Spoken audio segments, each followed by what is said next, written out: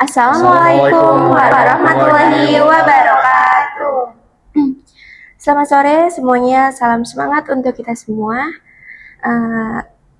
Alhamdulillah, puja-puji serta syukur kehadirat Allah Subhanahu wa Ta'ala atas rahmat dan karunia-Nya kita semua bisa dikumpulkan di tempat kita kali ini dengan keadaan sehat jasmani serta rohani.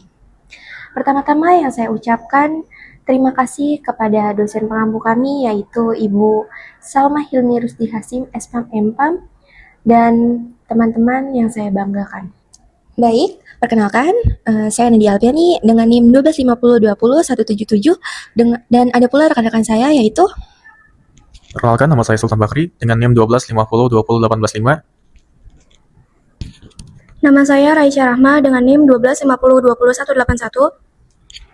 Perkenalkan, nama saya Diva Julia Putri dengan NIM 1250-2015. Perkenalkan, saya Safia Kansa Kamilah dengan NIM 125020183. Perkenalkan, nama saya Keisha Rahmania dengan NIM 125020171. Nah, teman-teman pasti udah familiar banget kan dengan senyawa hidrokarbon. Nah, senyawa hidrokarbon itu terbagi menjadi 3 bagian. Yang pertama ada alkana, dan yang kedua ada alkena, dan yang terakhir ada alkena.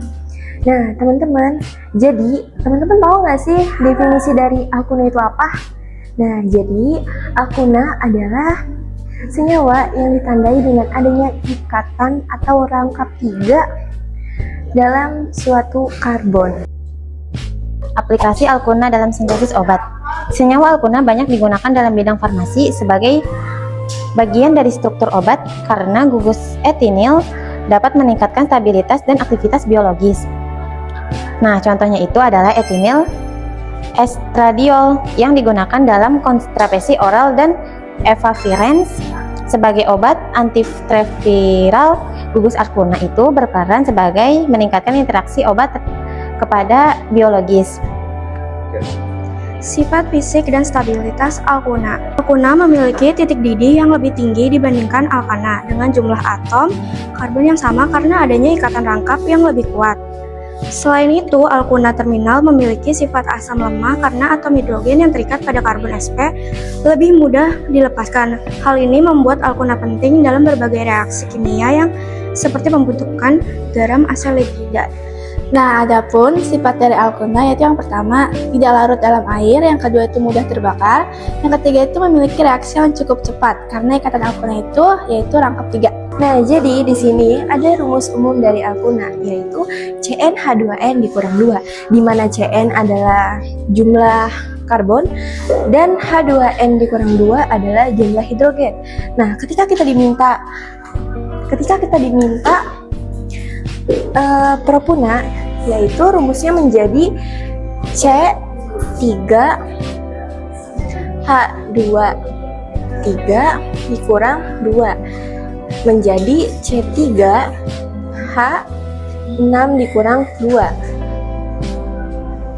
menjadi C3H4.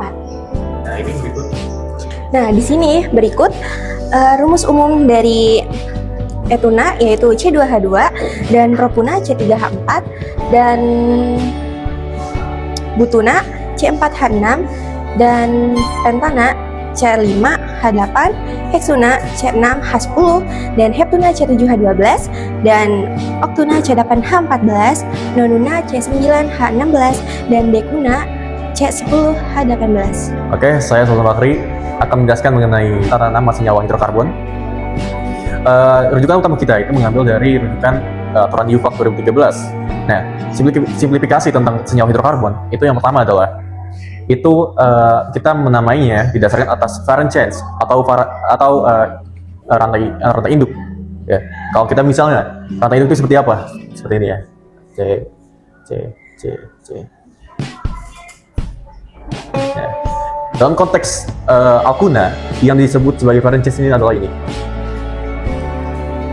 Nah, namanya itu kita mengikuti yang namanya variant chains atau rantai induk. Kemudian yang bercabang itu apa? Namanya alkyl. Ya, nanti kita akan nama senyawa itu seperti apa? Nanti akan kita bedah satu persatu ya. Kemudian yang kedua adalah kita lihat mana yang berkesinambungan. Mana yang berkesinambungan, maka itu disebut sebagai rantai induk. Jadi inti dari untuk menamai suatu senyawa hidrokarbon adalah kita harus mengetahui dulu bahwasanya apa yang disebut sebagai parent chains itu. Baik. Pada slide ini, kelompok kami menampilkan beberapa contoh senyawa yang mengandung alkuna dalam bidang farmasi yang berupa obat. Contoh pertama, etinyl estradiol yang digunakan pada kontrasepsi oral. Pada struktur senyawanya terdapat gugus etinyl. Penambahan gugus ini membuat hormon lebih stabil dan efektif ketika diminum. Contoh yang kedua ada efavirenz, yaitu obat antiretroviral untuk terapi HIV. Senyawa ini memiliki gugus siklopropilesetilena yang termasuk alkuna terminal. Gugus tersebut membantu meningkatkan aktivitas antivirus dari obat. Selanjutnya ada terbinafine yang digunakan sebagai obat anti jamur yang pada strukturnya terdapat rantai enuna, yaitu kombinasi alkena dan alkuna. Gugus alkuna membantu meningkatkan aktivitas obat terhadap jamur. Nah, yang terakhir yaitu ada erlotinib, obat terapi kanker. Senyawa ini memiliki gugus etinyl pada cincin koinazolin. Gugus alkuna tersebut berperan dalam meningkatkan interaksi obat dengan target sel kanker. Dari contoh-contoh tersebut dapat disimpulkan bahwa senyawa alkuna nggak cuma dipelajari dalam kimia organik, tetapi juga memiliki peranan penting dalam bidang farmasi, terutama dalam pengembangan obat. Oke, di sini ada contoh soal alkuna yang parent chains-nya itu tidak bergaris lurus. Ya, yang tadi sebelumnya kan contoh soalnya bergaris lurus ya, kalau sekarang ini enggak. Gimana saya tahu parent chains-nya itu tidak bergaris lurus dan tidak? Kita lihat dari rantai terpanjangnya. Rantai terpanjang di mana? Ya, kita memiliki suatu alternatif solusi. Dimana kalau misalnya kita garis di sini, ini berarti 1, 2, 3, 4, 5. Kalau menggunakan solusi alternatif yang pertama, kita mendapati bentar.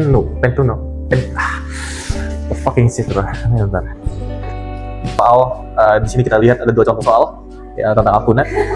Pertama-tama kita harus mengetahui yang namanya parent chains atau rantai induk. Nah, apa yang disebut dengan rantai induk? Nah, saya bilang bahwa rantai induk itu yang pertama adalah dia yang terpanjang dan tidak selalu tertulis dalam lurus ya. Jadi dia tidak written in straight line. Jadi kalau misalnya kita lihat di sini ya, ini mana yang rantai terpanjang adalah bagian ini. Ya. Maka untuk menemui senyawa hidrokarbon, maka kita lihat bahwasanya C-nya ada 4. Karena C-nya ada 4, makanya disebut sebagai butuna. Butuna. Kemudian kita cari apa lagi? Cari yang namanya di mana rangkapnya. Nah, kita lihat dari sini ya. Kita harus menamai atau mengkoordinasikan atau menandai suatu rangkap itu didasarkan atas seberapa pendeknya kita menemukan suatu rantai tersebut.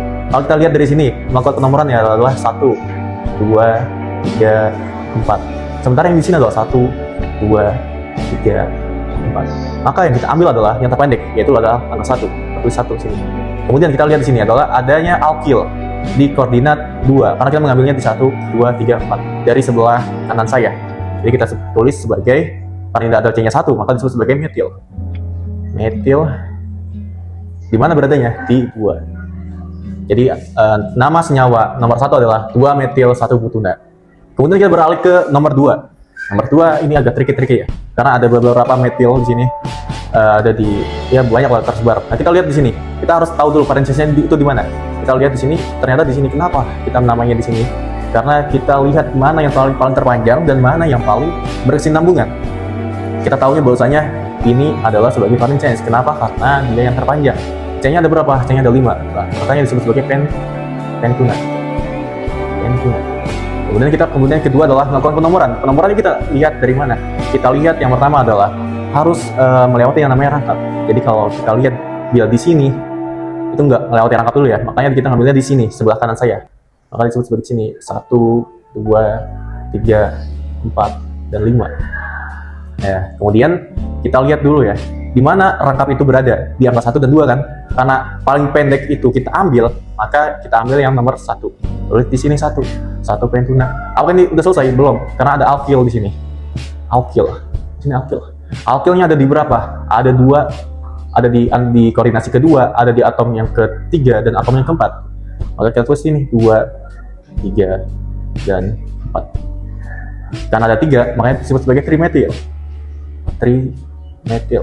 Dan metilnya ini merujuk kepada penamaan suatu atom alkyl. Atomnya berupa atau berjumlah 1. Baik, itu mungkin salah satu penjelasan mengenai contoh soal Alkuna ya. Semoga bermanfaat. Saya akan menjelaskan mengenai salah satu contoh soal Alkuna yang parent change-nya itu tidak bergaris lurus, bukan tidak straight line ya, tidak written straight line. Oke, yang pertama kita lihat di sini, kita lihat parent change-nya. Bagaimana saya tahu lurus atau tidaknya parent change ya, rantai induknya yang saya maksudnya. Kita lihat, kalau kita lihat dari sini 1, 2, 3, 4, 5, kita menemukan bahwasanya kita mendapati rantai induknya berjumlah atom 5 ya, namanya pentuna. Sementara kalau kita lihat dari sebelah kiri saya di sini, kita lihat dari sini 1, 2, 3, 4, 5, 6, kita menemukan bahwasanya kita mendapati parent change-nya itu beratom 6, berjumlah atom karbon 6, disebut sebagai heksuna. Maka kita mengambil yang ini, parent change-nya ya, parent change-nya ini. Oke, kita lihat. Kemudian kita lihat lagi, kita tulis di sini dulu ya, heksuna. Kita lihat lagi bahwasanya kita harus melakukan yang namanya penomoran. Penomoran yang itu adalah harus kita melewati rangkap 3. Ini ya. 1, 2, 3, 4, 5, 6. Oke. Kita lihat bahwasanya rangkapnya di mana? Di 1. Oke, 1. Kemudian kita lihat ada alkilnya. Ini alkil ya. Alkil. Alkilnya itu berjumlah 2 dan itu adalah metil. Karena ada berjumlah 2, maka disebut sebagai dimetil. Kemudian dia di posisi karbon di mana? Di karbon ketiga. Ya. Terus lagi, sama 3. Ya, mungkin cukup sekian. Ini adalah salah satu contoh soal Alkuna yang parent change-nya itu tidak bergaris lurus. Reaksi adisi Alkuna. Ya, reaksi adisi Alkuna ini bisa sangat terjadi dan mungkin sangat terjadi karena sifat dari Alkuna itu sendiri yang sangat reaktif gitu ya. Karena dia rangkap 3 ya, dan dia bisa memiliki kapabilitas untuk mengikat suatu unsur lain selain hidrogen. Nah, salah satu unsur lain selain hidrogen itu adalah halogenasi tentunya ya. Halogenasi yang dimana unsurnya bisa F dan plus Cl plus Br dan lain-lainnya. Salah satu golongan halogenasi di dalam tabel periodik kemudian ya. Kemudian kita ada yang namanya hidrasi. Hidrasi itu adalah penambahan H2O ke dalam senyawa hidrokarbon. Kemudian ada yang namanya hidrogenasi. Hidrogenasi ini penambahan atom bebas H ya, ke senyawa hidrokarbon. Ini yang pertama kita akan bahas tentang hidrogenasi, kemudian yang kedua halogenasi, dan yang ketiga adalah hidrasi. Kita akan membahas mengenai reaksi hidrogenasi, satu reaksi adisi yang terjadi pada senyawa hidrokarbon Alkuna. Kita bisa melihat misalnya kita ada suatu senyawa ya, CH lah ya, CH. Kemudian kita tambahkan dengan H2. Kemudian ada katalis linear namanya, katalis linear.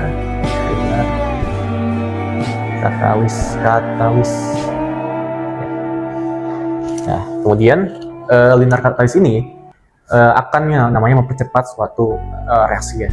Nah, yang awalnya kita lihat CH, misalkan CH berapa ya? Kita lihat CH2 lah ya, CH2 4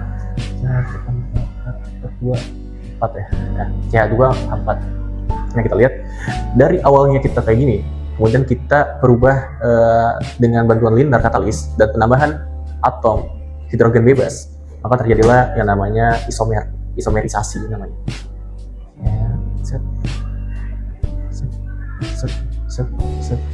gitu ya. Nah, inilah disebut sebagai isomer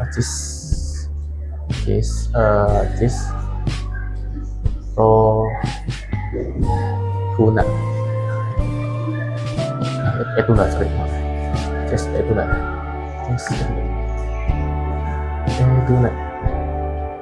Nah, kalau misalnya kita lihat di sini, bila ditambahkan C2, kita memiliki suatu senyawa yang mirip, serupa ya.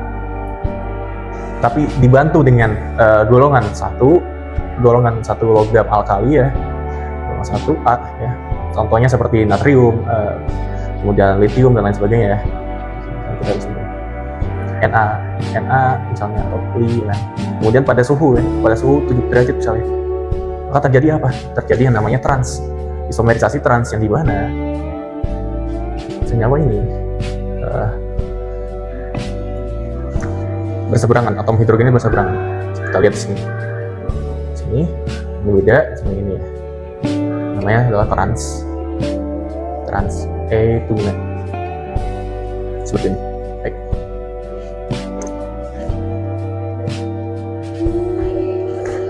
Oke, selanjutnya saya akan menjelaskan mengenai reaksi halogenasi, yaitu reaksi adisi atau penambahan suatu senyawa halogen.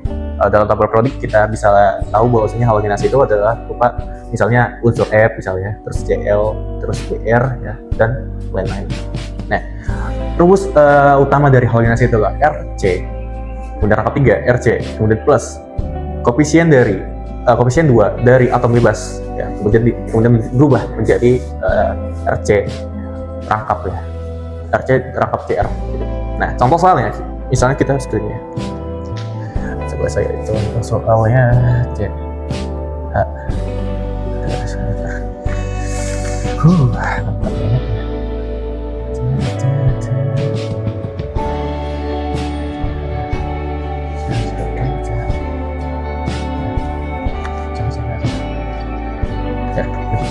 Ini kita dapat ya etuna ya. Etuna. Misalnya kita reaksikan dengan yang namanya Cl biasanya Cl, kemudian berubahlah yang awalnya rangkap 3 berubah jadi rangkap 1. Jadi gagasan pokok dari halogenasi adalah perubahan dari rangkap 3 berubah menjadi rangkap 1. Nah, seperti mana? C di sini kita lihat ya. Saya coba turunin ya. C, kemudian C. Kemudian sini kita lihat Cl nih, Cl di atas lagi Cl, terus di Cl, jadi H ya. H. Nah, kenapa ada Cl2 di sini? Karena ada koefisien 2 di sini di depan, teman-teman. Karena ada 2 koefisien. Ini berarti ini dikali sama ini. Jadi hasilnya adalah Cl-nya adalah 4. Oke, makanya di sini kita lihat Cl-nya ada 4 di sini. Ada 4. Maka di sebelah namanya tetra fluoro etuna.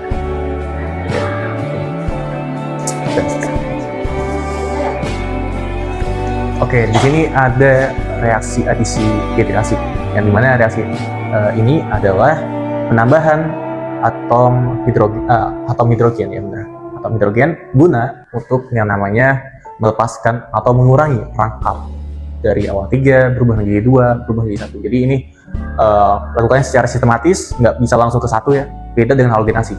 Nah, kita memiliki bantuan yang namanya H2O. Kita ambilnya dari dari yang namanya air ya, H2O untuk membantu melepaskan yang namanya senyawa rangkap 3 ini. Oke.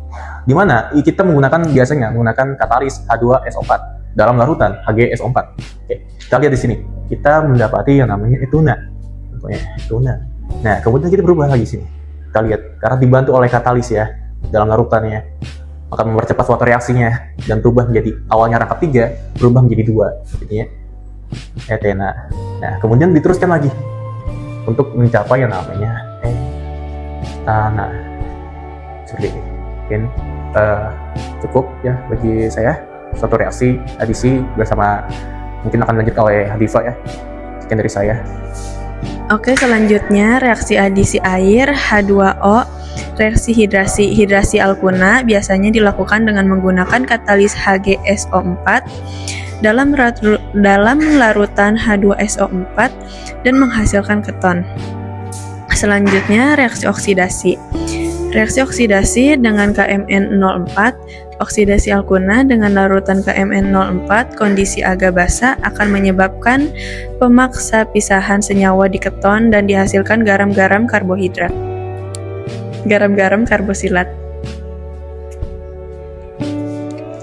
Selanjutnya reaksi oksidasi dengan ozonolisis. Ozonolisis pada alkuna yang disertai dengan hidrolisis akan menyebabkan pemaksa pisahan ikatan ganda 3 dan dihasilkan asam karbosilat.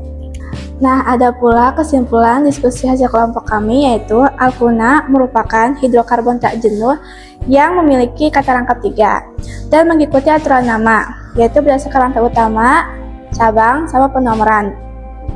Penomoran dilakukan dari ujung terdekat dengan ikatan rangkap agar penamaan sistematis.